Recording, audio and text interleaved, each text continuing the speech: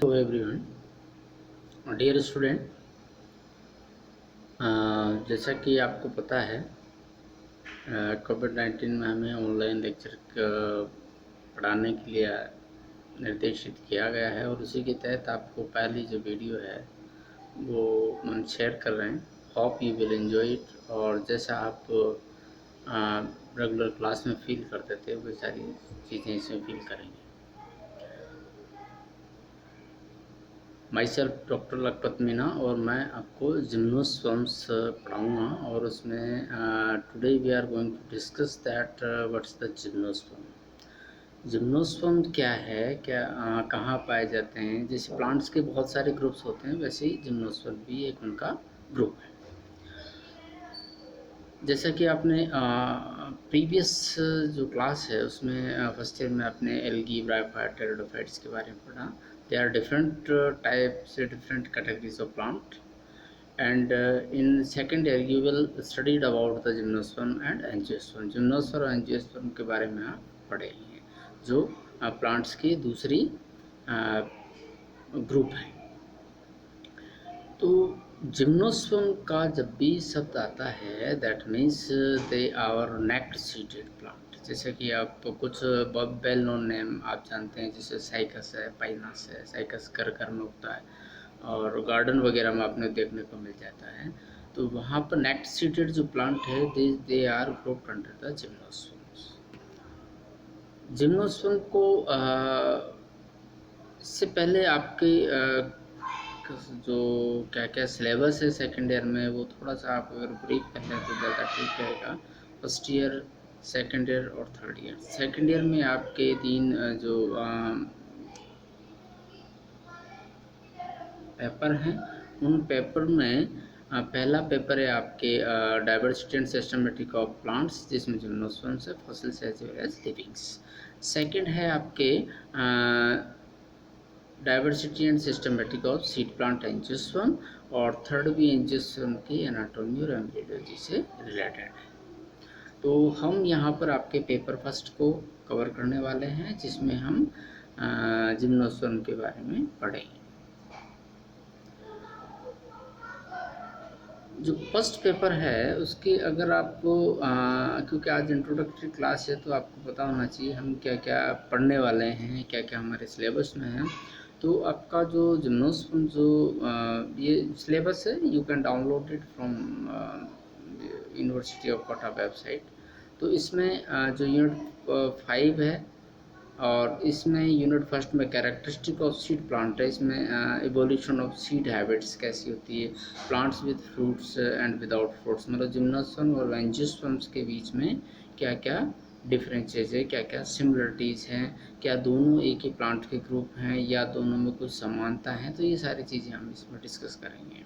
Second जो unit है उसमें आपके general characteristic of gymnosperms and their classifications हैं। Evolution and diversity of gymnosperm है। जिम्नोस्पर्म्स का इवोल्यूशन कैसे होता है, जैसे अर्थ के इवोल्यूशन के साथ ही हम जानते हैं कि बहुत सारे क्रिएचर्स का इवोल्यूशन होता है। वैसे प्लांट्स की भी डिफरेंट ग्रुप का इवोल्यूशन होता है, वैसे जिम्नोस्पर्म का इवोल्यूशन होता है। तो फॉसिल्स जो हिस्ट्री है उसके आधार पर जिम्नोस्पर्म का इवोल्यूशन कहाँ से कहाँ पर ये डोमिनेंट थे, अभी प्रेजेंट में स्थिति क्या है, ये सारी चीज़ें हम सेकेंड यूनिट में डिस्कस करने वाले हैं। थर्ड यूनिट है आपके fossil gymnosperms, comparative account and silent feature of cycadofilicales, cordaitales and bennettitales. तीन ऑर्डर आपके, तीन इंपॉर्टेंट ऑर्डर इसमें रखे गए हैं।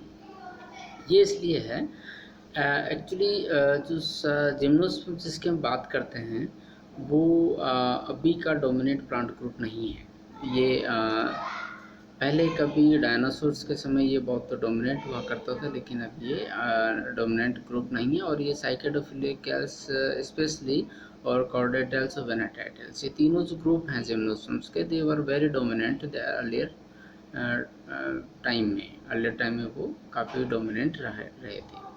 देन उसके बाद में हम कुछ जो लिविंग प्लांट्स हैं उसकी morphology and vegetative production part को हम यूनिट फोर्थ और फिफ्थ में कवर करेंगे। और इसमें यूनिट फोर्थ में आपके साइकस, स्पाइनस और एपिड्रा है, इनकी आप एनाटॉमी ऑफ रूट, स्टेम और लीफ, इनके रिप्रोडक्शन और लाइफ साइकिल के बारे में पढ़ेंगे। सेम चीज़ें हम जो यूनिट 5th है उसमें गिंको टैक्सस यूनिटम के बारे में पढ़ेंगे।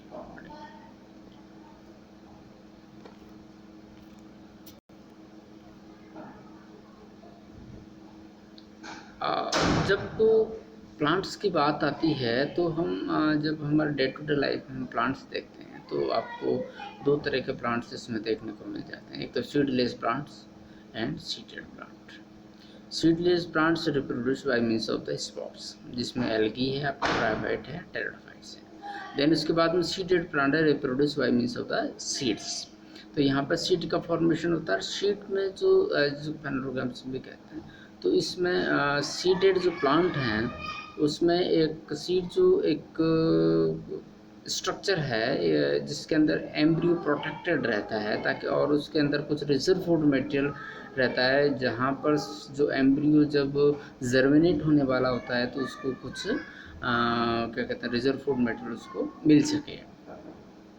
The majority of extant plants are seed plants. जो ज़्यादातर जो प्लांट्स ग्रुप्स हमें दिखाई देते हैं, हमारे आसपास जो दिखाई देते हैं, वो बेसिकली ज़्यादातर एंजियोस्पर्म्स हैं और they all are seeded plant.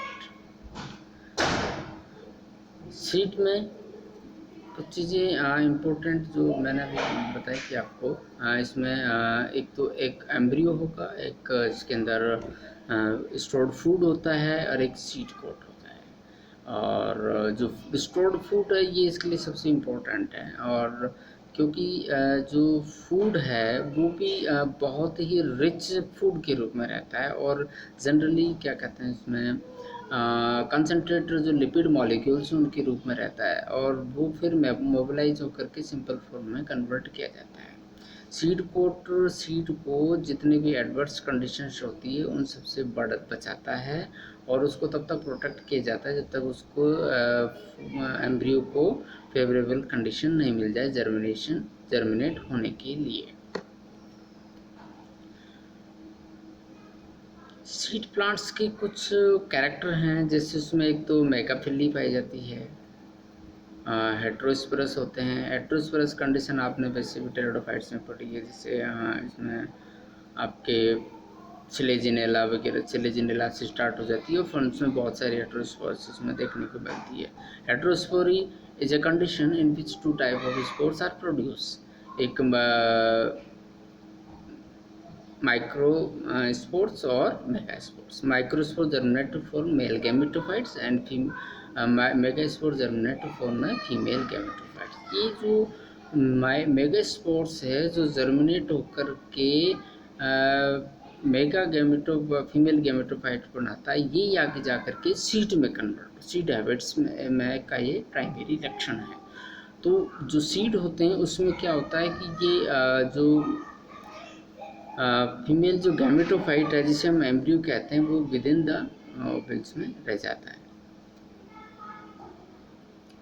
Evolution of vowels की बहुत सारी थ्योरीज उसमें दी गई है, लेकिन धीरे धीरे जो मेगास्पोर्स है विद इन द मेगास्पोरेंजियम वो उसके अंदर रिटेन रह जाता है और ये आगे जाकर के फिर सीड हैबिट्स में कन्वर्ट होता है। Development of embryo young sporophyte within megagametophyte retained within the megasporangium.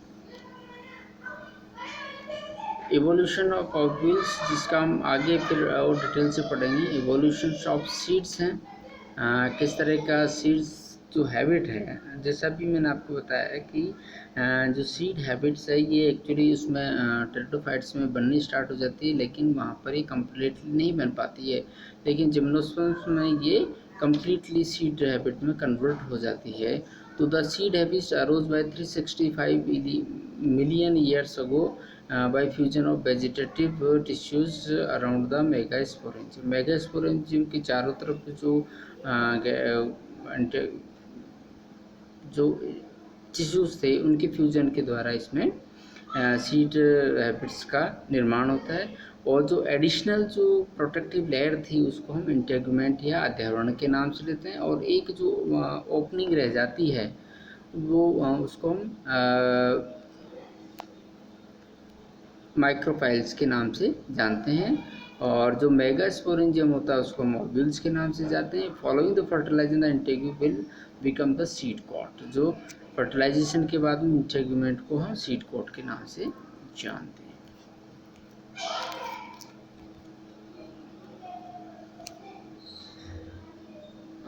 जहाँ तक क्लासिफिकेशन की बात है तो हम there are 5 phyla of extant seed plants, 4 phyla naked ovules. इसमें अलग अलग साइंटिस्ट ने अलग अलग उस तरह से प्लांट्स को उसमें बांटा। तो सीड प्लांट्स जो हैं उनको जो नेक्ट सीडेड प्लांट हैं जिनके ऊपर चारों तरफ से पड़ा ना कि सीड के चारों तरफ प्रोटेक्टिव कवरिंग होती है, तो अगर सीड अनप्रोटेक्टेड हैं तब उसको हम जिम्नोस्पर्म्स के ऊपर रखते हैं। ये जो सीड है जिम्नोस्पर्म के ऊपर सीधे ही कोई प्रोटेक्टिव लेयर में या फ्रूट लेयर के स्ट्रक्चर्स में आपको नहीं मिलेंगे, बिल्कुल सीधे उस पर रखते हैं।